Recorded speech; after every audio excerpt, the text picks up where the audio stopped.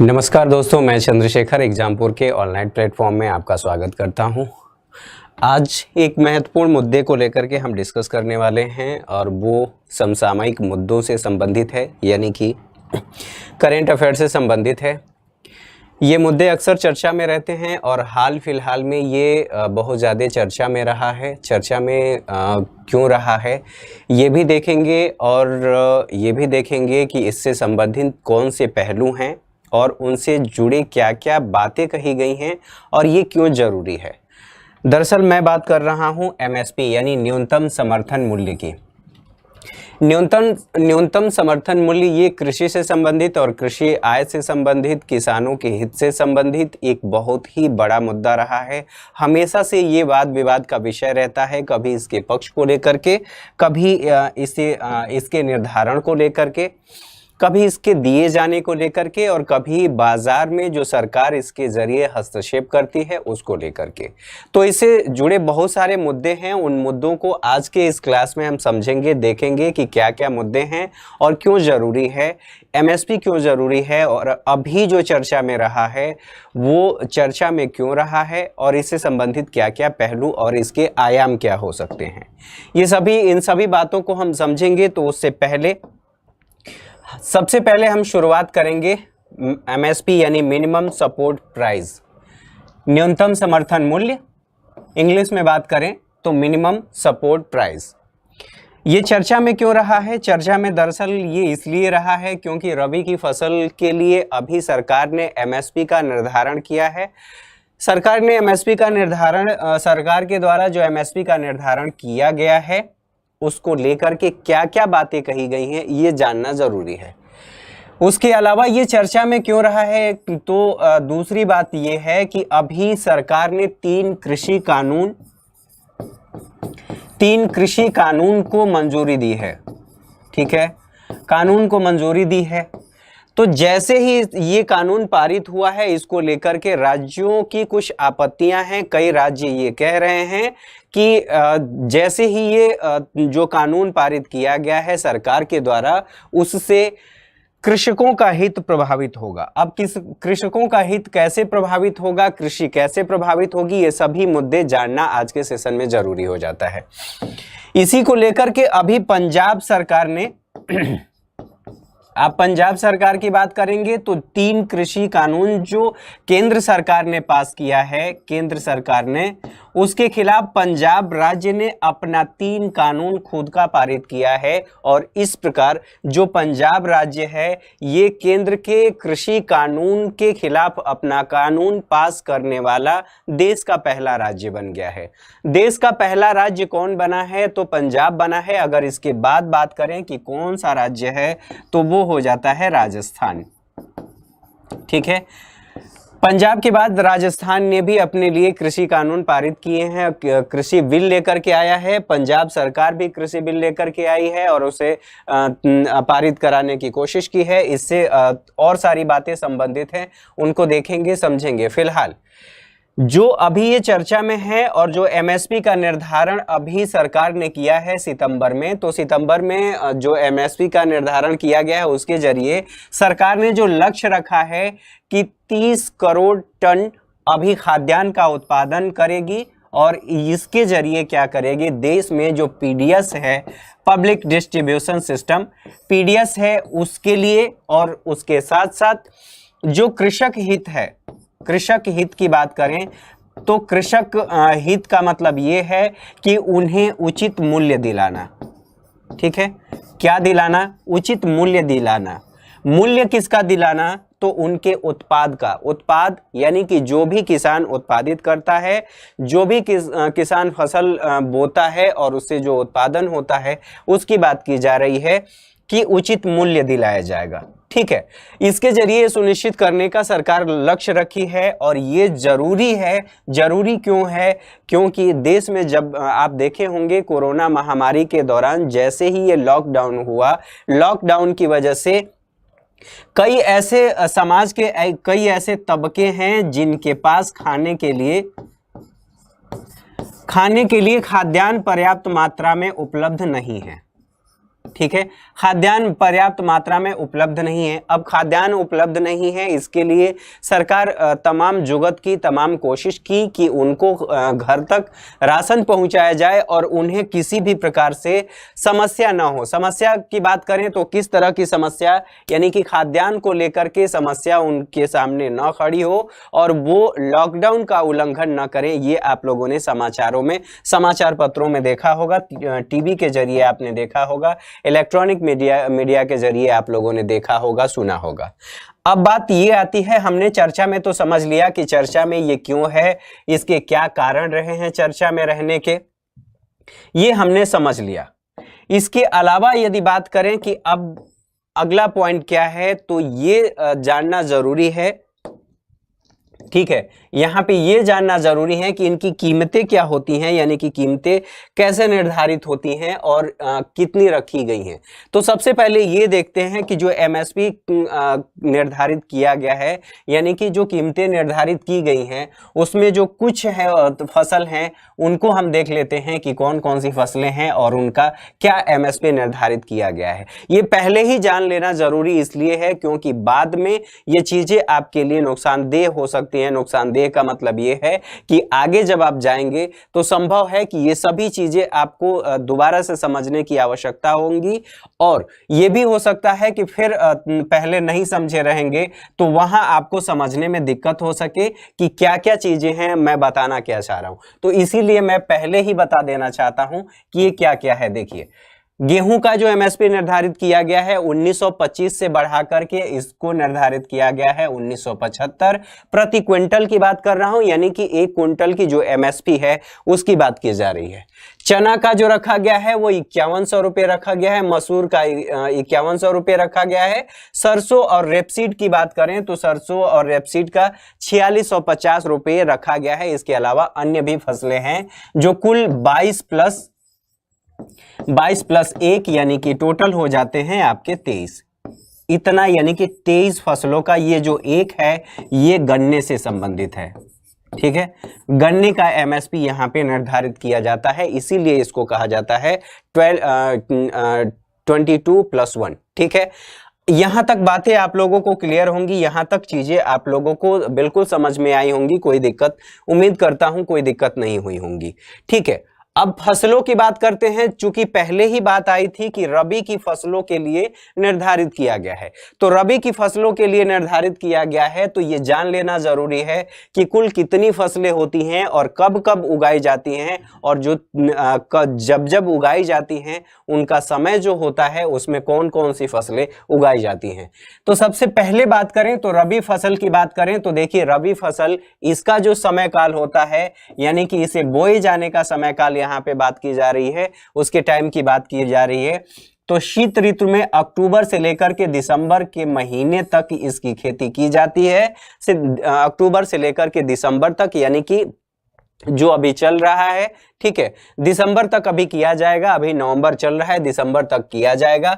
अब इसमें फसलों की बात करें कि कौन कौन से इसमें फसल शामिल हैं, तो देखिए गेहूं, जौ, मटर, चना, सरसों आदि ये जो हैं ये इसमें मुख्य हैं, इनको आप ध्यान रखेंगे। कभी भी आपसे पूछा जा सकता है। यूपी की बात करें तो उसमें तो पूछा ही जाता है कि कौन कौन सी फसल किससे संबंधित है, किससे संबंधित है, क्या मतलब ये है कि वो रबी से संबंधित है, जायद से संबंधित है, ठीक है। तो इस तरीके से आपसे पूछा जा सकता है। इस सेशन का महत्व तो देखिए, जो इस सेशन की बात करें तो इस सेशन का महत्व तो प्रारंभिक परीक्षा के लिए तो है ही, उसके साथ साथ इस सेशन का महत्व तो सबसे अधिक आप देखेंगे तो मुख्य परीक्षा से जोड़ करके आप देखेंगे, अर्थव्यवस्था से जोड़ करके देखेंगे, उससे ज्यादा ये वहां पे यानी कि मुख्य परीक्षा के लिए ज्यादा महत्वपूर्ण हो जाता है।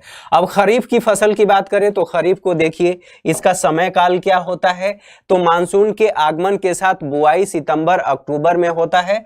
सितंबर अक्टूबर में मानसून के साथ बुआई होती है और सितंबर अक्टूबर तक इसकी कटाई हो जाती है, यानी कि जो जो धान से संबंधित जो फसलें हैं उनकी कटाई हो जाती है। उसके बाद फिर गेहूं वगैरह की इस समय जो चल रहा है, जो आप लोग देख रहे होंगे कि लगातार पराली जलाने की घटनाएं आप लोग सुन रहे होंगे, तो वो इसीलिए कि अभी धान काटा गया है और काटने के बाद अब जल्दी से खेत को तैयार करना है किसके लिए, तो गेहूं जौ और उससे संबंधित जो फसलें हैं, रबी की फसल है, उसके लिए तैयार करना है खेत। तो ये चीजें यहाँ पे आप लोगों को बिल्कुल क्लियर होंगी।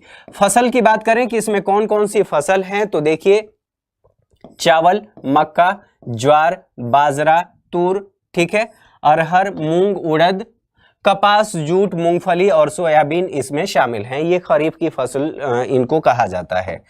अब आगे देख लेते हैं जायद की फसल। जायद की फसल कौन कौन सी हैं और इनको कब बोया जाता है, तो रबी और खरीफ जो फसल होती है उसके मध्य जो बोया जाता है और जो उसका उत्पादन किया जाता है उसको हम कहते हैं जायद की फसल। इसमें कौन कौन सी फसलें शामिल हैं, तो इसमें तरबूज है, खरबूज है, खीरा, सब्जियां और चारे आदि जो फसल इसमें लगाए जाते हैं इनको हम जायद की फसल बोलते हैं। ठीक है, यहां तक चीजें क्लियर होंगी। और एक आप लोग ये भी देखे होंगे कि ये जो उत्पादन किया जाता है प्रकृति ने बहुत ही अच्छा संतुलन बना कर रखा है। चाहे आप कहीं भी जाएंगे तो संतुलन बना करके रखी है प्रकृति। ये जो फसलें हैं ये खास करके उन क्षेत्रों में ज्यादा होती हैं जहां पे पानी कम होता है। ठीक है, पानी की कमी जहां पे होती है वहां पे ये फसलें अच्छी तरीके से होती हैं। तो इसकी पूर्ति यानी कि पानी की जो जल की समस्या होती है, जल की आवश्यकता जो होती है उसकी पूर्ति इनसे भी हो जाती है। आगे बढ़ते हैं और अगली हेडिंग देखते हैं कि अगली चीज क्या है। अब बात ये आती है कि ये हमने चीजें समझ ली, अब समझना जरूरी है कि न्यूनतम समर्थन मूल्य क्या है। न्यूनतम समर्थन मूल्य जैसा कि इसके नाम से ही स्पष्ट है कि न्यूनतम का मतलब कि सबसे निचला स्तर, इससे कम नहीं हो सकता। न्यूनतम का सीधा सा मतलब ये है, न्यूनतम कहिए या मिनिमम कहिए। जब भी आप किसी दुकान पे जाते हैं तो कोई दुकानदार आपसे कहता है, शॉपकीपर कहता है कि इसकी न्यूनतम कीमत इतनी है और इसके बाद हम अपना फायदा उसमें जोड़ते हैं, तो वो समझने के लिए मैं बता रहा हूं। तो न्यूनतम का मतलब ये है कि जो एक क्राइटेरिया डिसाइड कर दिया गया है उससे कम मूल्य पर आप उस फसल की खरीद नहीं कर सकते। ठीक है, ये क्यों किया गया है ये चीजें समझेंगे, लेकिन सबसे पहले ये समझना जरूरी है यही कि इसका मतलब क्या है। हम सारी चीजें पढ़ लेते हैं लेकिन ये चीजें नहीं समझ में आती है कि न्यूनतम समर्थन का मतलब क्या होता है। अब यहां पे एक तो ये चीज है समर्थन। समर्थन किसका?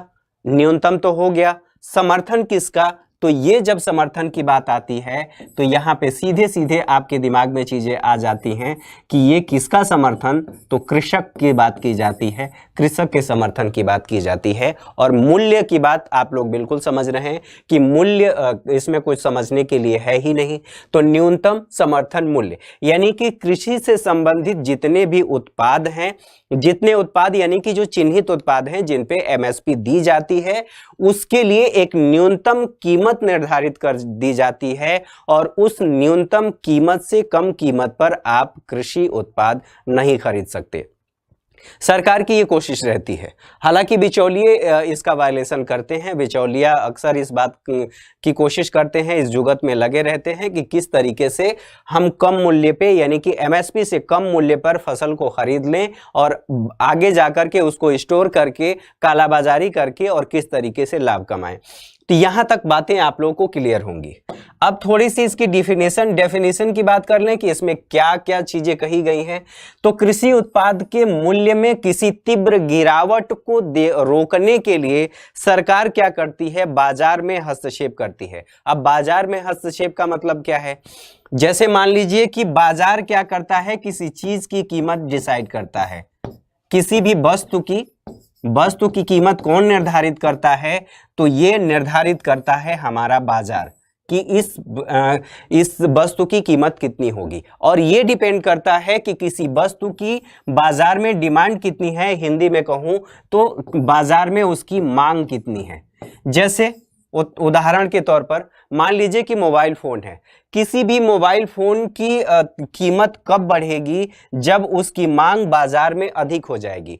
मांग अधिक हो जाएगी और उसके मुकाबले उसकी सप्लाई कम होगी। सप्लाई का मतलब यह है कि आप जितनी डिमांड हो रही है उसके अकॉर्डिंग आप बना रहे हैं और कस्टमर को दे रहे हैं, कस्टमर खरीद रहा है।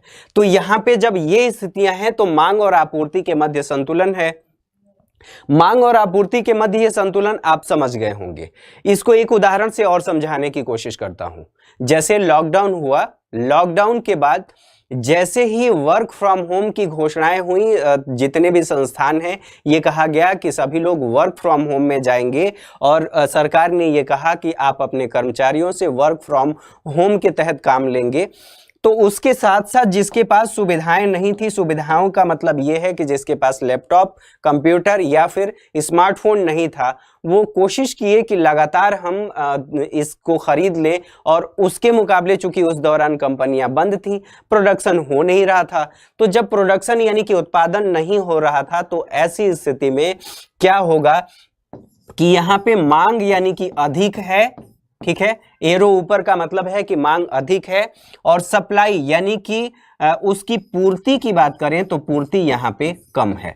तो ऐसी स्थिति में जो दुकानदार है वो क्या करेगा कि इसकी कीमतें, अब इसका प्रभाव क्या होगा कि कीमत जो होगी, प्राइस इसकी जो होगी, प्राइस जो होगी वो क्या होगी, बढ़ जाएगी। ठीक है, इसकी कीमत बढ़ जाएगी। तो उसी के अकॉर्डिंग ये समझने का मतलब ये है कि बाजार में सरकार का हस्तक्षेप है। सरकार क्या करती है कि बाजार में हस्तक्षेप कर रही है कि भाई अब उत्पादन बहुत ज्यादा हो गया। जैसे मान लीजिए कि आपने यहाँ पे कह दिया कि धान, इस समय धान का उत्पादन बहुत ज्यादा हुआ है, धान का उत्पादन तो हो गया, ठीक है। ऐसी स्थिति में धान का उत्पादन हो गया, उत्पादन होने के बाद आपने क्या किया कि अब बाजार में उसको आपने औने पौने दाम में खरीद लिया। औने पौने दाम का मतलब ये है कि किसी भी कीमत पे आपने खरीद लिया, सबसे कम जितना सोचा नहीं जा सकता। मान लीजिए कि 20 रुपए केजी डिसाइड है, 20 रुपए केजी डिसाइड है, तो आप 20 रुपए से आकर के इसको 5 रुपए में खरीद रहे हैं, तो इसी को हम कहेंगे कि औने पौने दाम में आपने खरीद लिया। तो इस स्थिति को रोकने के लिए यानी कि न्यूनतम समर्थन मूल्य जो डिसाइड किया गया है या डिसाइड किया जाता है, वो सरकार के द्वारा बाजार में हस्तक्षेप होता है। और वो हस्तक्षेप इसलिए होता है ताकि कृषकों का हित सुनिश्चित किया जा सके। उन्होंने जो उत्पादन किया है उनके उत्पादन का उचित मूल्य मिल सके। किसको मिल सके? तो कृषक को मिल सके। यहां तक बातें क्लियर होंगी। सरकार द्वारा कृषि उत्पादों का निर्धारित कीमत दिलाना, ठीक है, कृषि उत्पादों का निर्धारित एक कीमत दिलाना। और इसके तहत जब हम बात करते हैं, आपको मैंने पहले ही बताया कि कितना है, तो 12 ये है 22 + 1 यानी कि कुल 23 है। और 23 में जो 1 है इसको मैंने बताया कि ये कौन सा है, गन्ना का है। गन्ना का जो MSP है वो अलग से निर्धारित किया जाता है, ये आप लोगों को याद रखना है। चलिए, अब बात ये आती है कि हमने तो समझ लिया भैया कि ये फसल होती है, चर्चा में ये रहा है, ये फसल होती है, ठीक है। फसल के साथ साथ अब MSP भी हमने समझ लिया कि MSP क्या होती है। अब इसका निर्धारण कैसे होता है ये जानना जरूरी है कि किस आधार पर आप निर्धारित करते हैं। जैसे मान लीजिए कि कोई मोबाइल है, तो मोबाइल का निर्धारण, उसके मूल्य का निर्धारण कैसे करते हैं? उसमें कितनी लागत लगी है और उसमें क्या क्या आपने सामान लगाया है, कितनी फैसिलिटी दिया है आपने, उसके आधार पर उसकी कीमतें, किसी मोबाइल की कीमतें निर्धारित होती हैं। अब चूंकि ये फसल है, अनाज है, कृषि उत्पाद है, तो यहां पे बात ये होती है कि इसका निर्धारण कैसे होता है। तो सबसे पहले आपको याद रखना है कि कौन करता है, तो सरकार करती है। लेकिन सरकार क्या खुद से करती है? ये आपके सामने प्रश्न आता है कि सरकार क्या खुद से करती है? तो यहां जवाब होगा सरकार खुद से नहीं करती है। एक कृषि लागत और मूल्य आयोग होता है, और ये आयोग, ठीक है, इस आयोग की सिफारिशों के आधार पर, ठीक है, आयोग की सिफारिशों के आधार पर ये आयोग सिफारिश करती है सरकार को। और जब ये आयोग सिफारिश करती है तो उसके आधार पर सरकार निर्धारित करती है कि MSP कितना होगा। ठीक है, यानी कि कृषि लागत और मूल्य आयोग है, और ये आयोग क्या करता है, समय समय पर सिफारिश करता है किसको, तो सरकार को ये सिफारिश देता है अपनी, ठीक है, और सरकार फिर उसको निर्धारित करती है कि किसी फसल की कितनी कीमत होगी, यानी कितनी कीमत की बात यह है कि एमएसपी कितनी होगी, और एमएसपी का मतलब न्यूनतम समर्थन मूल्य या फिर मिनिमम सपोर्ट प्राइस। अब एक बात यह भी आती है कि कब किया जाता है, क्या आप जैसे मान लीजिए कि हमने बुआई चालू कर दी, किसी भी धान की बात कर लें, यहां पे धान की हमने बुआई शुरू कर दी, हमने सोचा कि इस बार जो है यानी कि धान का जो बीज है वो बीज महंगा है। अब बीज महंगा है तो हमने सोचा कि हम इसको इतना ही करेंगे, ठीक है, कम उत्पादन करेंगे, कम उत्पादन यानी कि कम बोएंगे। अब जब कम बोने का हमने डिसाइड कर लिया तो हम उतना ही अपना बजट लेकर के चलेंगे। अब ऐसी स्थिति में हम अगर रिस्क लेना भी चाहें तो नहीं ले पाएंगे, क्योंकि बीज का जो मूल्य है वो अधिक है। अगर बुआई के समय सरकार करती है तो हम रिस्क नहीं ले पाएंगे, और अगर बुआई से पहले कर देती है तो हम कहीं ना कहीं से व्यवस्था करके, जो कृषक है, कृषक के लिहाज से सोचिए, एक कृषक है जो गरीब है, और वो क्या करेगा कि अगर बुआई से पहले, यहाँ पे पूर्व की बात की जा रही है, बुआई से पहले आप निर्धारित कर देंगे तो चाहे वो जिस स्थिति में हो, वो कोशिश करेगा कि हम चाहे कर्ज लेकर ही सही, लेकिन धान की फसल जितना हमें बोना है, मान लीजिए 2 बीघा की बात कर लीजिए, यहाँ पे 2 बीघा अलग अलग क्षेत्रों में इसे अलग अलग नाम से भी पुकारा जाता है, 2 बीघा की बात कर लें, 2 बीघा तो हम इतना बो पाएंगे, तो वो कोशिश करेगा अगर उसके पास भूमि है तो उससे अधिक बोए, क्योंकि एमएसपी जो निर्धारित कर दिया गया है, एमएसपी निर्धारित करने की वजह से उसको पता है कि मुझे इतना मिलेगा और आगे चल करके मुझे लाभ मिल सकता है।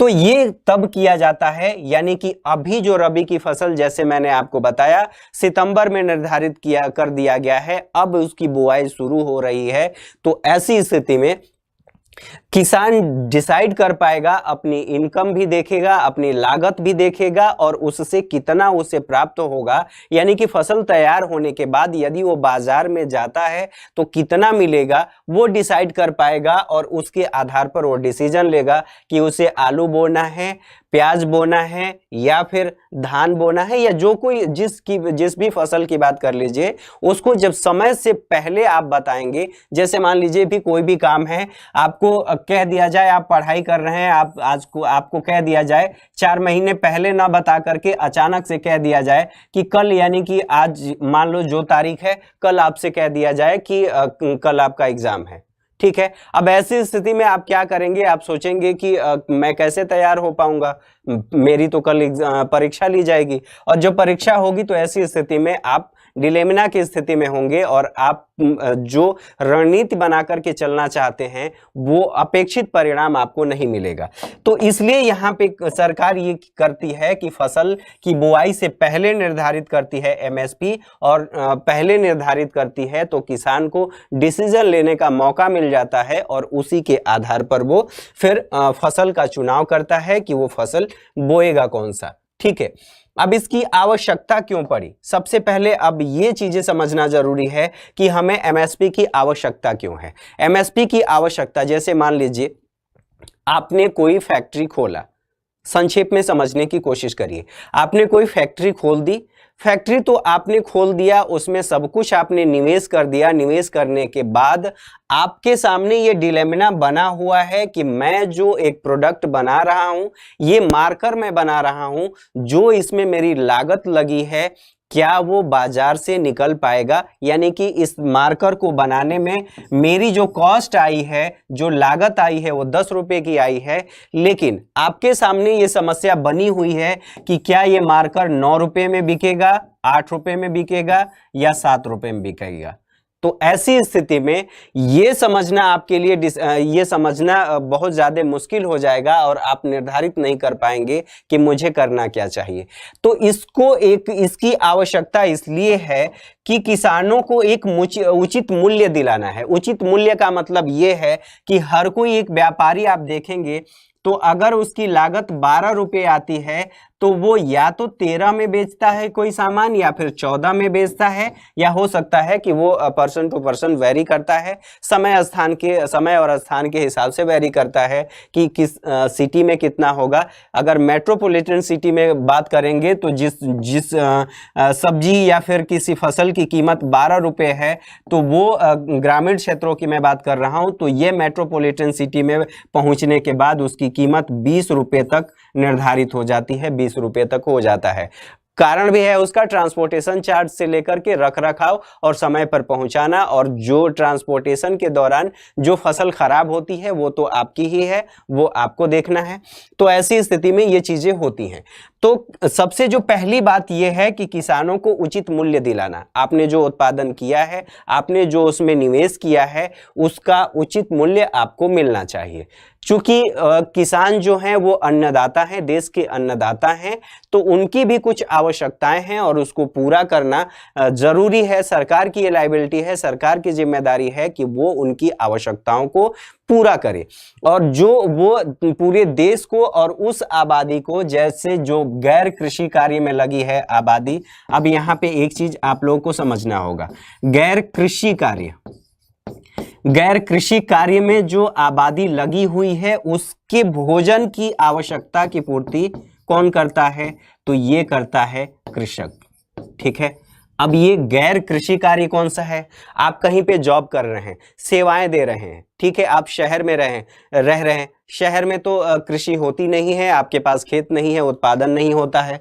तो गैर कृषि कार्य में जो लोग भी लगे हैं, चाहे डॉक्टर, इंजीनियर, वकील या जिसकी भी बात कर लीजिए, वो जो व्यक्ति लगा हुआ है उसके खाद्यान्न की आवश्यकता की पूर्ति कौन करता है? कृषक करता है। तो ऐसी स्थिति में क्या कृषक के लिए जरूरी नहीं है कि उसे उचित मूल्य मिले?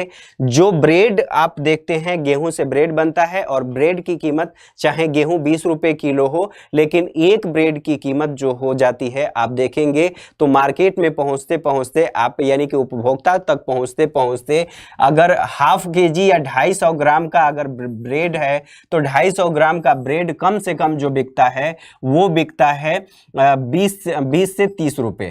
30 रुपए मान लीजिए, 30 रुपए में बिकता है। अब 250 ग्राम ब्रेड की कीमत 30 रुपए है, जबकि गेहूं की कीमत 20 रुपए ही है।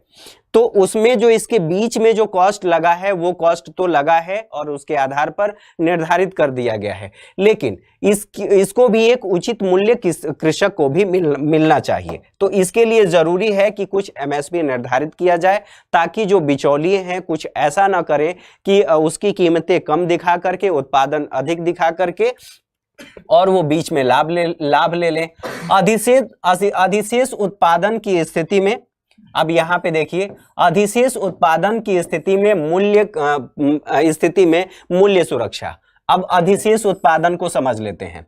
अधिशेष उत्पादन का मतलब होता है सरप्लस जो प्रोडक्शन है, यानी कि हमने जो अनुमान किया था कि हमारे खेत में 2 कुंटल गेहूं होगा, ठीक है, हमने 2 कुंटल डिसाइड किया था, लेकिन वो समय पर उसको जो तापमान चाहिए वो मिला, समय पर पानी मिला, बीज अच्छा मिला, उसके साथ साथ मौसम की स्थिति बेहतर रही। अब ये जो 2 कुंटल का हमने सोचा था, अगर ये 2.5 हो गया या फिर मान लीजिए कि 3 हो गया, बढ़कर के 3 हो गया, तो ऐसी स्थिति में अगर सभी कृषक के पास ये स्थिति देखी जाएगी तो यानी कि सरप्लस होता जा रहा है, सरप्लस उत्पादन होता जा रहा है। तो सरप्लस जब उत्पादन होता है तो आप लोगों को बाजार का फंडा सीधे सीधे समझ में आना चाहिए कि जब उत्पादन अधिक हो जाता है, यहां पे देखेंगे जब उत्पादन अधिक होगा तो उसकी कीमतें क्या होंगी, यानी कि मूल्य क्या होगा, वो कम हो जाएगा।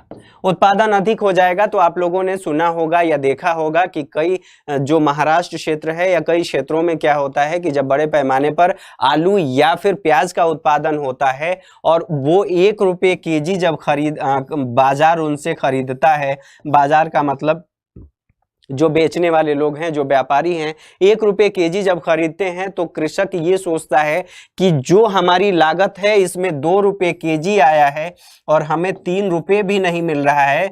तो ऐसी स्थिति में हम क्या करेंगे, और कृषक यही करता है कि इसको सड़क पे फैला देता है और ऐसी घटनाएं कई बार देखने और सुनने को मिली हैं।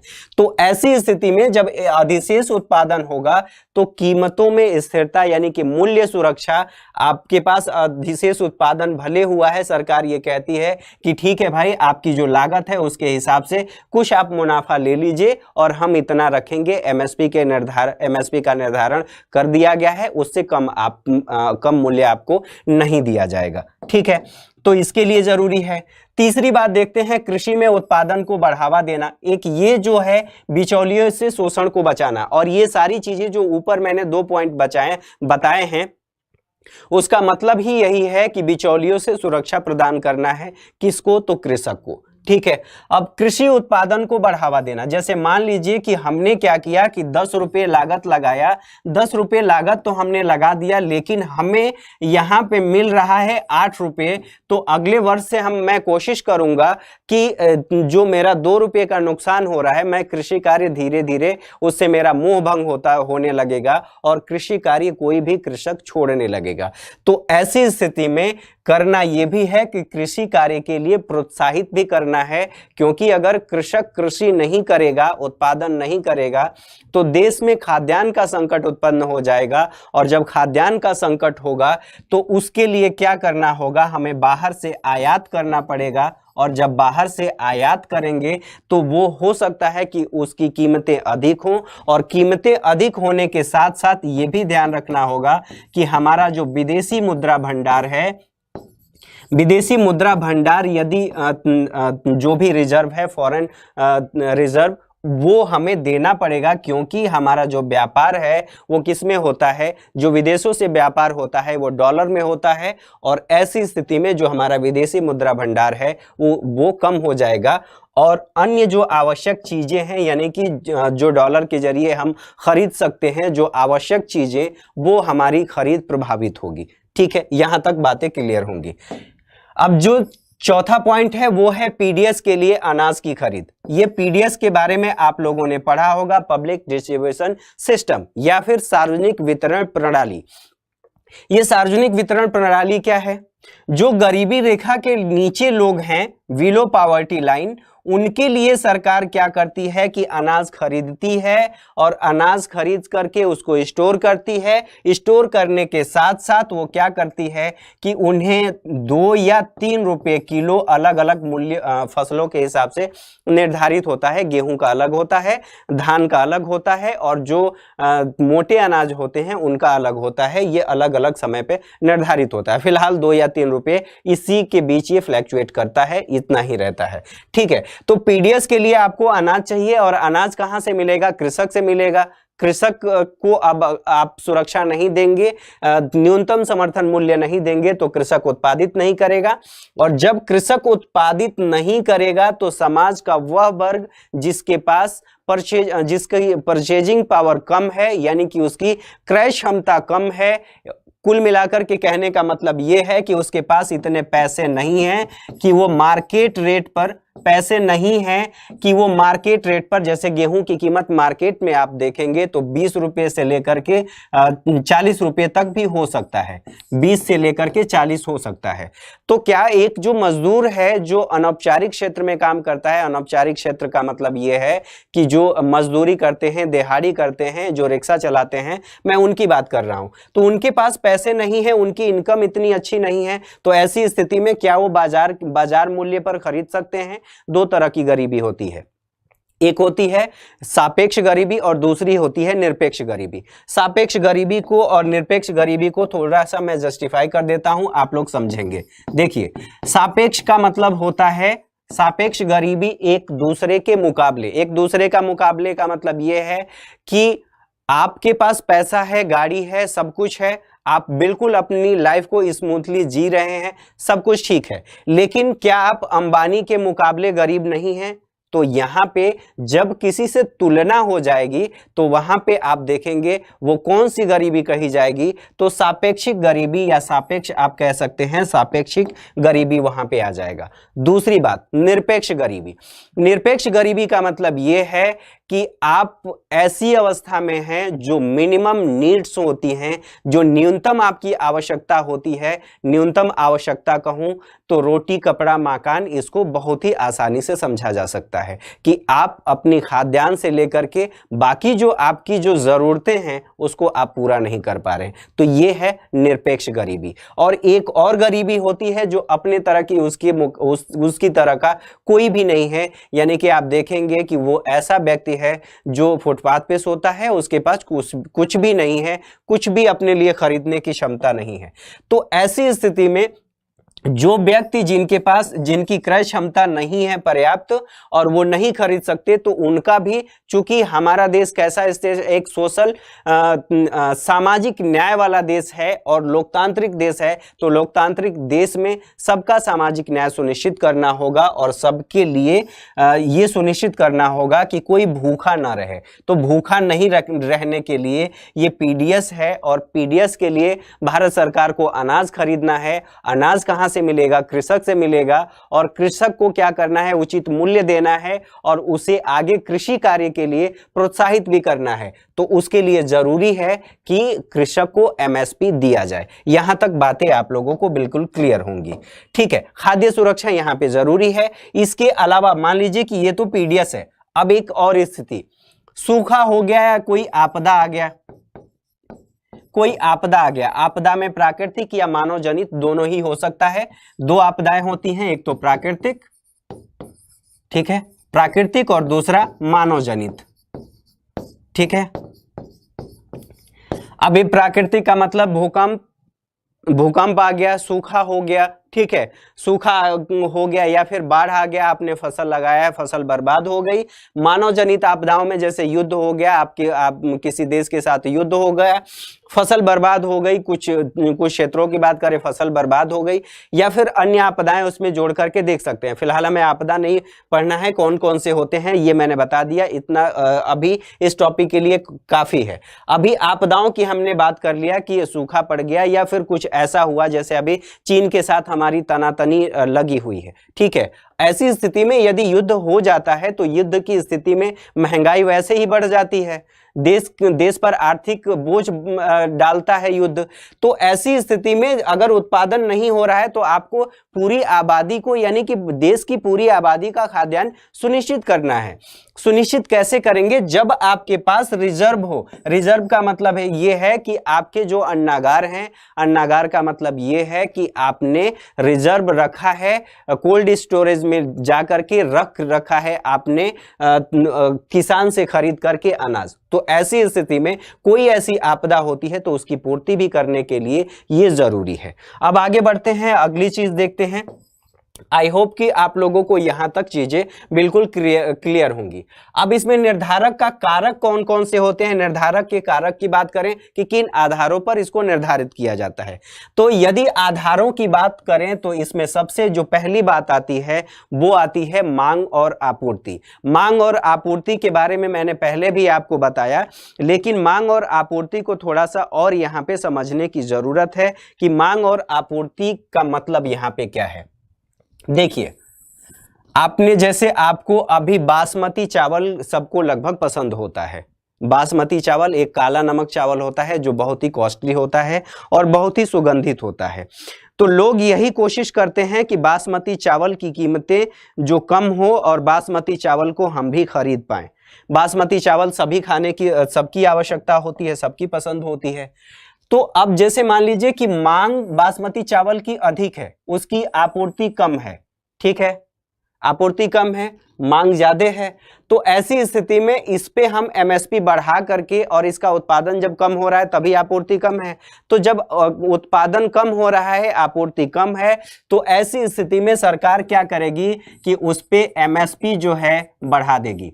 ठीक है। और जब एमएसपी बढ़ा देगी सरकार तो उसके बाद क्या होगा, इसका उत्पादन यानी कि बासमती चावल का उत्पादन बढ़ जाएगा और जो मार्केट में जो डिमांड है उसकी पूर्ति हो जाएगी, ठीक है। दूसरी चीज, एक यहां पे ये भी चीज ध्यान रखनी है, ये तो सकारात्मक चीज हो गई। एक और भी चीज है जो इसका एक और पहलू है, उसको भी समझना जरूरी है। और उसका दूसरा पहलू ये है कि मान लीजिए कि बासमती चावल जो है, बासमती चावल की मांग बाजार में अधिक है और सभी लोगों ने यानी सभी कृषक ने सोचा कि इसका उचित मूल्य मिल रहा है, यानी कि फायदा इसमें अधिक हो रहा है। सबने बासमती चावल उगाना शुरू कर दिया। अब सबने बासमती चावल उगाना शुरू कर दिया, ऐसी स्थिति में क्या होगा कि बासमती का उत्पादन ज्यादा हो जाएगा और बाजार में जो उसकी कीमत है वो नीचे आ जाएगी। तो यहाँ पे भी आपको दिक्कत महसूस होगी। तो ऐसी स्थिति में सरकार ये कोशिश करती है कि ये जो मांग और आपूर्ति है, इस मांग और आपूर्ति को बैलेंस रखा जाए। अगर किसी चीज की आपूर्ति ज्यादा हो रही है, उसका उत्पादन ज्यादा हो रहा है, उसको भी कंट्रोल करना है। किसी चीज का उत्पादन कम हो रहा है या अधिक हो रहा है, उसमें एक बैलेंस स्टेब्लिश करना है, एक बैलेंस बना करके चलना सरकार का काम है। और उसके लिए कोशिश यही की जाती है कि इन सभी पहलुओं को देखा जाए। दूसरी बात करते हैं घरेलू और वैश्विक बाजारों में उत्पादों की कीमतें। जैसे मान लीजिए कि अभी तो हमने घरेलू बाजार की बात की, वैश्विक बाजार में हमने देखा कि बासमती चावल की कीमत कितनी है, अच्छी मिल रही है और हमारा निर्यात जो है ईरान को या फिर अन्य देश को हम बासमती चावल का निर्यात करते हैं। तो जब निर्यात हम कर रहे हैं तो ऐसी स्थिति में अगर वैश्विक बाजार में हमें कीमतें अच्छी मिल रही हैं और हमारे यहाँ उत्पादन भी हो रहा है, तो हम क्या करेंगे, उसका प्रोडक्शन बढ़ाने की कोशिश करेंगे। तो ये भी ध्यान रखा जाएगा कि वैश्विक बाजार में उसकी कीमतें कैसी हैं। चलिए, अंतर फसल मूल्य समता की बात यहां पे कर लेते हैं। जैसे मान लीजिए कि यहां पे चना का आपने देखा कि चना का निर्धारित किया गया है 5100 रुपये। चना का जो एमएसपी निर्धारित किया गया है 5100 रुपये। और जो मैंने आपका गेहूं का बताया उसका कितना निर्धारित किया गया है 1975 रुपये। अब दोनों में अंतर देखिए, अंतर आप लोगों को स्पष्ट हो रहा होगा। तो ऐसी स्थिति में कोशिश ये की जाती है कि इनके मध्य एक समता स्थापित किया जाए, मूल्य के मध्य समता स्थापित किया जाए। यहां बातें आप लोगों को क्लियर होंगी। आगे देखते हैं कृषि और कृषि व्यापार की शर्तें, ठीक है, गैर कृषि व्यापार की शर्तें। एक तो जो आप कृषि से जो कृषि उत्पाद है उसका व्यापार करते हैं, दूसरा ये करते हैं कि अन्य जो यानी कि गैर कृषि जैसे जो भी उत्पाद हैं उनका जो व्यापार करते हैं, तो इनके मध्य भी कोशिश ये की जाती है कि संतुलन स्थापित किया जाए और कृषक को ये न लगे कि इस व्यापार में इतना मिल रहा है, हमारे उत्पाद की कीमत और उसको तवज्जो नहीं दिया जा रहा है या फिर उसको उतना उचित मूल्य नहीं मिल रहा है। तो इसलिए ये भी ध्यान रखा जाता है कि इनके मध्य भी एक समन्वय स्थापित किया जाए और समन्वय स्थापित करके जो कृषक है उसको प्रोत्साहित किया जाए। उपभोक्ता पर प्रभाव, और उपभोक्ता पर यहाँ पे प्रभाव की जब हम बात करते हैं तो अभी आप लोगों को कुछ समय पहले मैंने बताया कि जो दो प्रकार की गरीबी मैंने बताया और एक गरीब की मैंने बात की कि जो समाज में हाशिए पर है, यानी कि सबसे पंक्ति में सबसे अंत में खड़ा है। कहने का मतलब ये है कि उसके पास इतना पैसा नहीं है कि अपनी जो खाद्यान्न जरूरतें हैं उसको खरीद करके बाजार से खरीद करके पूर्ति कर सके, लेकिन हाँ उसके पास इतना जरूर है कि वो यदि 20 रुपये किलो चावल मिलता है तो वो चावल खरीद के खा सकता है, ठीक है। अब यहाँ पे आप देखें एमएसपी, ये भी ध्यान रखा जाता है कि एमएसपी बहुत ज्यादा कर दिया जाएगा, अधिक दे दिया जाएगा, तो इसका मतलब कि ये तो चावल या गेहूं की बात हो गई। और जब चावल और गेहूं की बात होगी, चावल और धान की बात गेहूं और धान की बात होगी, और उसके बाद जब गेहूं से आटा बनेगा, धान से चावल बनेगा, तो उसका कुछ वैल्यू एडिशन होगा। वैल्यू एडिशन का मतलब ये है कि उसमें कुछ अधिक मूल्य लिया जाएगा। तो ये 20 रुपए किलो है, तो मान लीजिए कि 2 रुपए केजी इसमें बढ़ता है, तो ये हो गया 22 रुपए किलो। अब जो व्यक्ति अपना एस्टिमेट बना करके चल रहा है कि हम 20 रुपए किलो में खरीद के खा पाएंगे, इतना अधिकतम हम इतना खरीद सकते हैं, तो उसका तो हित यहाँ पे प्रभावित होगा, क्योंकि 2 रुपए केजी पर केजी कीमत बढ़ गई। तो ये भी ध्यान रखना है कि जो समाज में अंतिम पंक्ति में खड़ा है, समाज का अंतिम जो छोर है, वहां पे जो व्यक्ति है उसका भी हित प्रभावित न हो, और वो इतना हम ज्यादा एमएसपी ना दे दे कि कीमतें उस खाद्यान्न की महंगी हो जाए और जो वो व्यक्ति है, गरीब व्यक्ति है, वो खरीद के खा ही ना पाए। तो इसको भी ध्यान रखा जाता है कि उपभोक्ता पर उसका क्या प्रभाव पड़ेगा। अंबानी है, बाकी जो लोग हैं, वो चाहे 100 रुपये किलो चावल हो जाए या 500 रुपये किलो हो जाए, वो खरीद के खा लेंगे, लेकिन बाकी समाज के जो मध्यम वर्ग हैं उनका क्या होगा, तो ये भी ध्यान रखा जाता है। ठीक है, आगे देखते हैं फसलों के उत्पादन के मध्य संतुलन। अब फसलों के उत्पादन के मध्य संतुलन भी बनाने की कोशिश की जाती है, और जब इसके मध्य संतुलन बनाने की कोशिश की जाती है तो इसका मतलब ये है कि आप जैसे मान लीजिए कि रबी की फसल में जो फसल उगाई जाती है, ऐसा ना हो कि आप सिर्फ और सिर्फ गेहूं का उत्पादन खूब ज्यादा कर लें और बाकी जो फसल है इसमें कुछ चीजें मिलती हैं आपको, कुछ प्रोटीन या उससे संबंधित कार्बोहाइड्रेट जो चीजें मिलती हैं वो तो मिलती हैं, इसके अलावा अन्य जो फसलों में जैसे कार्बोहाइड्रेट, प्रोटीन या फिर जो आपकी पोषण की आवश्यकता होती है, वो सब कुछ तो गेहूं में मिलता नहीं है। तो इसके लिए आपको अन्य फसलों पर भी निर्भर रहना पड़ेगा। तो अन्य फसलों पर निर्भर रहना पड़ेगा तो उसके लिए उत्पादन भी तो जरूरी है, उसके लिए उत्पादन भी जरूरी है, और जब उत्पादन जरूरी है तो उस पे एमएसपी निर्धारित करना पड़ेगा। तो इसलिए ये कोशिश ये किया जाता है कि फसलों के उत्पादन के मध्य संतुलन भी बनाए रखा जाए, कि गेहूं भी पर्याप्त मात्रा में हो, बाजरा भी पर्याप्त मात्रा में हो, चावल धान भी पर्याप्त मात्रा में हो, और बाकी जो मोटे अनाज हैं जिसमें पोषण की मात्रा अधिक है वो भी पर्याप्त मात्रा में उनका भी उत्पादन हो। जैसे चने की बात कर लीजिए, सोयाबीन की बात कर लीजिए, गन्ने की बात कर लीजिए, तो इनके मध्य भी संतुलन स्थापित करने की कोशिश की जाती है, और ये भारत में, भारत जैसे विकासशील देश में ये जरूरी है। अब आगे बढ़ते हैं, अगली चीज देखते हैं, एमएसपी से लाभ क्या है। एमएसपी से लाभ कुछ चीजें आपने समझ लिया है, अब आप लोगों को और चीजें समझने की आवश्यकता है।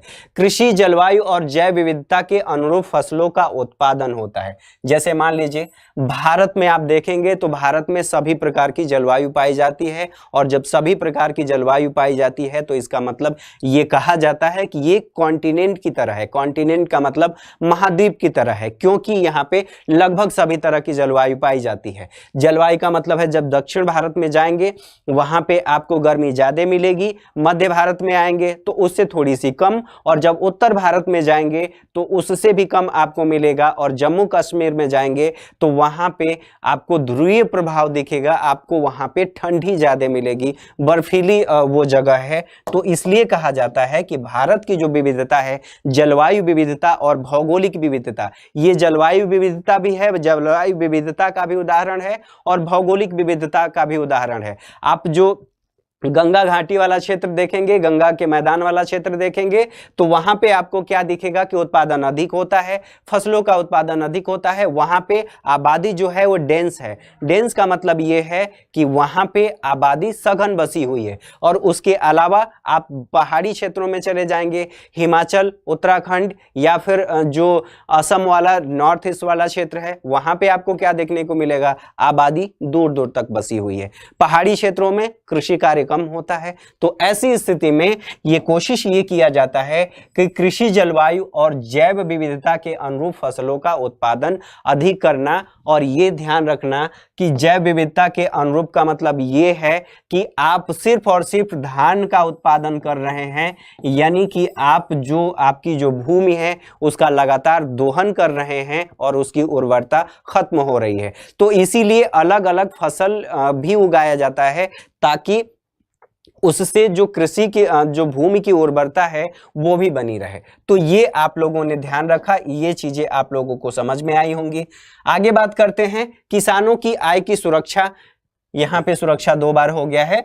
तो किसानों की आय सुरक्षा, इसके बारे में आपने समझा, इसको बताने की आवश्यकता नहीं है। उत्पादन, आय और मांग केंद्रित दृष्टिकोण, यानी कि ये भी चीजें मैंने आपको बताया कि मांग और उत्पादन और जो पूर्ति है उसके मध्य एक संतुलन स्थापित करना है, यानी कि तीनों चीजों को ध्यान रखना है। उत्पादन कितना हो रहा है, उससे इनकम कितनी हो रही है, और मांग कितनी है, यानी कि बाजार में डिमांड कितनी है। फसल विविधता को ध्यान रखना। फसल विविधता का मतलब मैंने बताया ही कि आपको आवश्यकता है जौ की, ठीक है, आपको गेहूं की भी आवश्यकता है, ठीक है, इसके अलावा आपको धान की भी आवश्यकता है, चने की भी आवश्यकता है, ठीक है, प्रोटीन के लिए।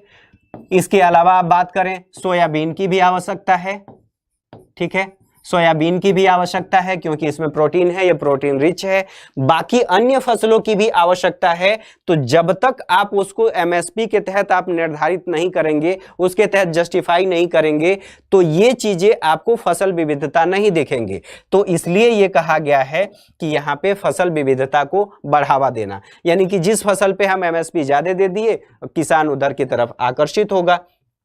मांग और आपूर्ति के मध्य संतुलन आपने समझ लिया। फसल विविधता से खाद्यान्न और पोषण सुनिश्चित करना, तो ये वही बात है कि फसल विविधता से खाद्यान्न और पोषण सुनिश्चित करना कि भारत, अभी आपने देखा होगा कि लोग पिज्जा खाते हैं या फिर जौ का बिस्किट आने लगा है, और जो मोटे अनाज हैं उनका बिस्किट आने लगा है, क्योंकि ऐसे लोग वो नहीं खा पाते। अब उसका महत्व, मोटे अनाजों का महत्व लोग समझने लगे हैं, और वो मार्केट के हिसाब से मार्केटाइजेशन हो गया है और उसका, और वो वहां से आ रहा है।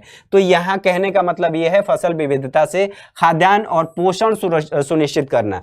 मोटे जो अनाज है, पहले आप लोग देखे होंगे कि लोग जौ और पता नहीं कौन कौन से, उनके तो नाम भी पूरे मुझे याद नहीं है, ऐसी ऐसी फसलें उत्पादित की जाती थी पहले, और उससे लोग तंदुरुस्त रहते थे। अभी हम क्या कर रहे हैं, इतना पेस्टिसाइड जो उर्वरक का इस्तेमाल किया जाता है, और उसका इस्तेमाल करके जो गेहूं, धान या जो कुछ भी कह लीजिए, जो चीजें आ रही हैं उसमें पर्याप्त मात्रा में उतना पोषण नहीं होता, इसीलिए अब धीरे धीरे लोग मोटे अनाज की तरफ बढ़ रहे हैं।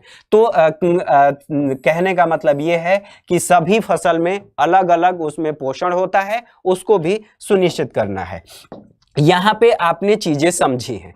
अब इसमें इसको लेकर के कुछ समस्याएं हैं, उनको आप समझ लीजिए, उसके बाद ये सेशन खत्म करते हैं। देखिए समस्या क्या है। समस्या यह है बाजार में विकृति। मैंने आपको पहले ही बताया कि न्यूनतम समर्थन मूल्य क्या है। तो न्यूनतम समर्थन मूल्य को मैंने बताया कि ये बाजार में सरकार का हस्तक्षेप है। तो इसके कहने का मतलब यह है कि सरकार क्या करती है, बाजार में विकृति उत्पन्न करती है। तो ये एक समस्या है। सभी फसलों के लिए एमएसपी नहीं दिया जाता है, ये बात बिल्कुल सही है। मैंने आपको बताया कि कुल 23 फसलों के लिए दिया जाता है, कुल 23 फसलों के लिए दिया जाता है। वर्गों के मध्य अंतर ये नहीं करता, यानी कि सभी को दिया जाता है। जो बड़े कृषक हैं उनको भी दिया जाता है, जो छोटे किसान हैं उनको भी दिया जाता है। तो ऐसी स्थिति में ये निर्धारित नहीं होता। तो यानी कि जो गरीब है वो तो गरीब है ही, जो अमीर है कृषि कार्य करके वो और ज्यादा अमीर होता जाता है। तो ये नहीं होता।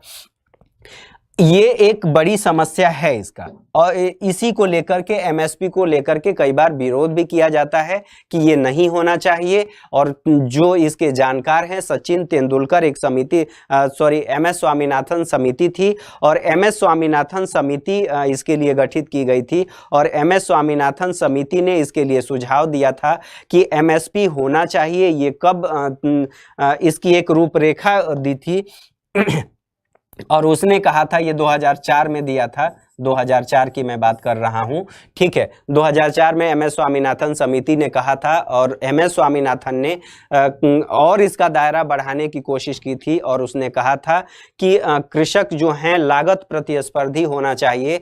कृषि को लागत प्रतिस्पर्धी बनाना है, लाभदायक बनाना है देश के लिए और किसानों के लिए। सरकार इस समय आप लोगों को याद होगा कि 2022 तक निर्धारित की है कि जो कृषक हैं उनकी जो आय डबल करना है, यानी दोगुना करना है। तो इस संदर्भ में और देश की जो खाद्यान्न आवश्यकता है, जो हमने मंगाया था, आप लोगों को याद होगा कि हमने मंगाया था अमेरिका से गेहूं, और अमेरिका जो बोट पे मतलब जहाज पे लदा हुआ गेहूं हमारे तट से आकर के अमेरिका वापस कर लिया था। उसके बाद हमने हरित क्रांति को अपनाया। हरित क्रांति के बाद धीरे धीरे हम खाद्यान्न के क्षेत्र में आत्मनिर्भर हुए। लेकिन आज भी ये समस्या है कि देश के बहुत बड़े हिस्से में लोग आज भी भूखे पेट सोते हैं, इसमें कोई दो राय नहीं है। ये आंकड़े बताते हैं और जो भी न्यूज़पेपर हैं वो सभी बताते हैं। तो ऐसी स्थिति में ये ज़रूरी है और सरकार उपयुक्त जो मैंने चीज़ें बताई वो सब चीज़ों को ध्यान रखती हैं। जब भी आपको इसका क्रिटिसिज्म लिखना हो एमएसपी का, किस चीज़ का, तो एमएसपी का, तो ये पॉइंट आप लिख सकते हैं। और ध्यान रखिएगा, इसको ज़्यादा नहीं लिखना है। जब भी आप मेंस में लिखेंगे तो आपको बहुत ज़्यादा नहीं लिखना है, क्योंकि सरकार की पॉलिसी है। तो सरकार और जो समिति है सुझाव दी है, तो उसने व्यापक इसका अध्ययन किया होगा, आंकड़े कलेक्ट किए होंगे, तभी उसने सुझाव दिया है। तो इसको आप लोग ध्यान रखेंगे कि एक बैलेंस इस्टेब्लिश करके चलेंगे और चीज़ें आप लोग समझने की कोशिश करिएगा।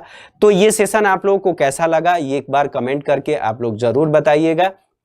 अगर कोई डाउट हो तो कमेंट बॉक्स में आप जाकर के कमेंट करिएगा, उसका समाधान जरूर किया जाएगा। तो अगले सेशन में फिर मिलेंगे और आप लोगों को हैप्पी दिवाली।